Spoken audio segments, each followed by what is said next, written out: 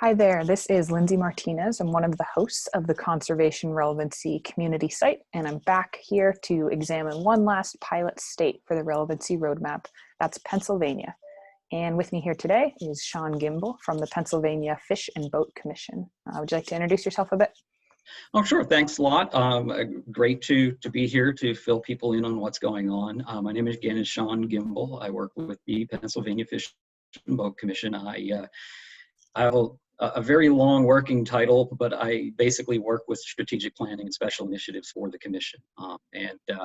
Definitely the relevancy work and diversity and inclusion work is very forefront to the agency right now. So look forward to talking with you about those matters.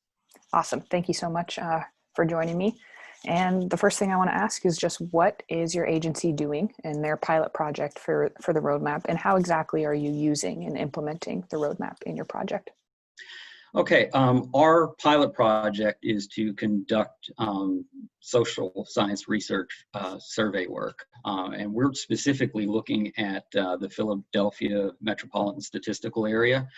It is really important in that in Pennsylvania, that makes up at least a third of the state's overall population.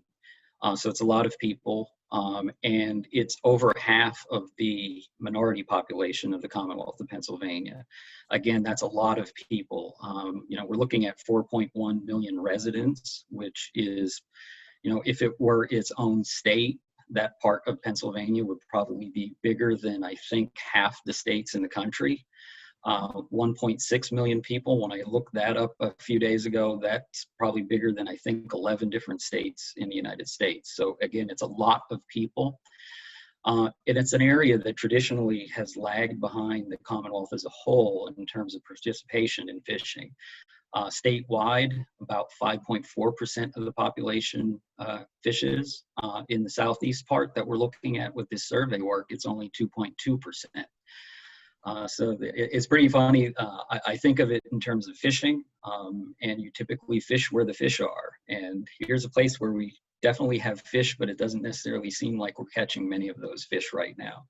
And that survey work that we're doing is intended to get into the relevancy roadmap and delve into the constituent capacity issues and try to find out, what skills do these people have? What barriers may they have to access? What interests do they have in our agency, in fishing, in boating?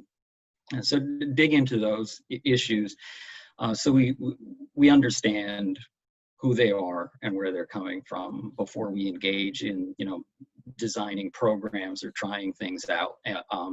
I think the longer range goal here is to develop relationships with those communities. And so we're just admitting that we're starting that process right now to figure out what the terms are and the best way to begin engaging in those communities. Great. Thank you for explaining. Sounds like you're really sort of laying the groundwork right now and doing that social science, human dimensions research that'll help you plan in the future. Awesome. Yep. Can you tell us a bit about something that's gone right in your work so far, an accomplishment, a success, something you're proud of, and also something that has been a challenge during your project? Okay. The project itself, being a survey, has been kind of difficult for us.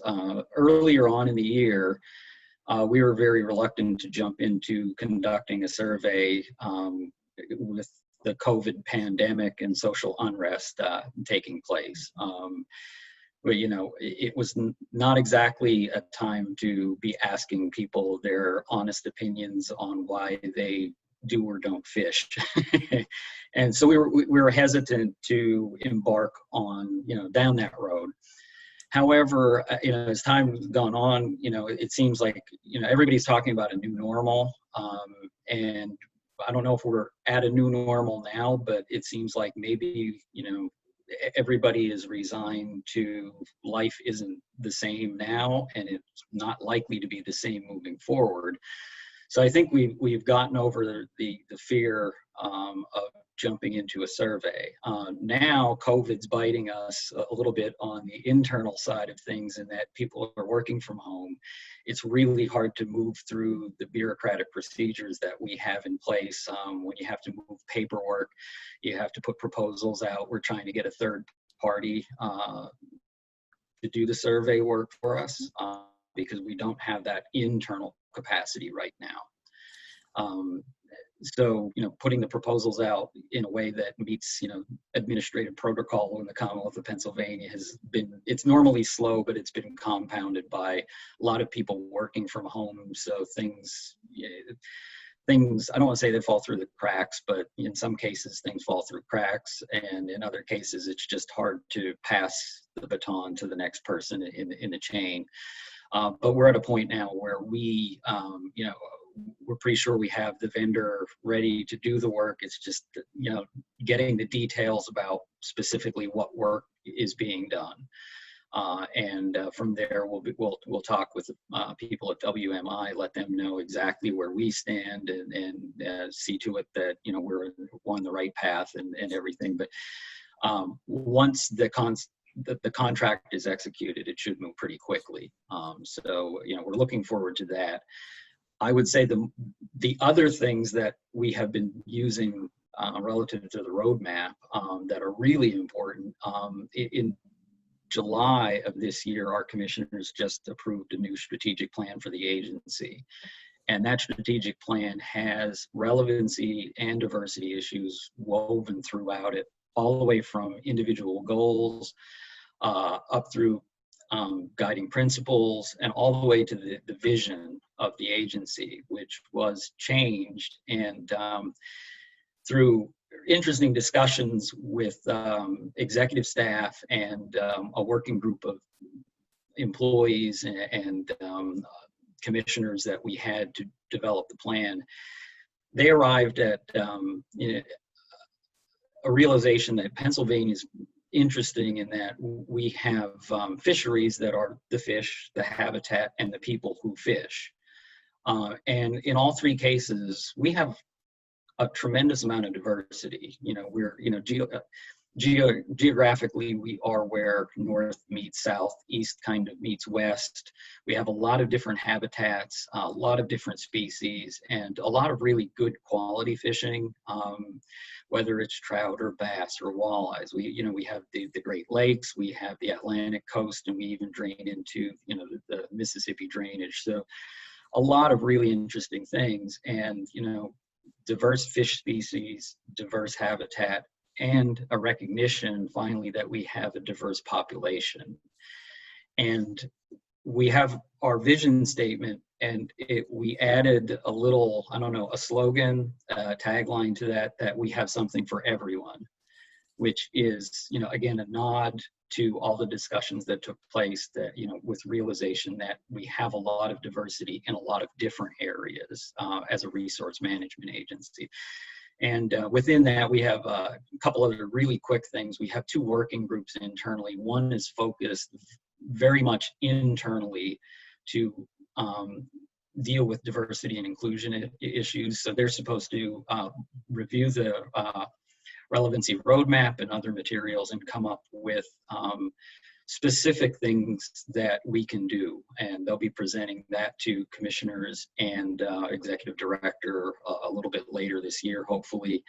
And we have another working group that's working, equal parts human relations office, equal parts our outreach, education, and marketing staff to, since we don't have much diversity at all internally, we're doing some work and doing research to try to get at least those staff in line with understanding a broader and more diverse community.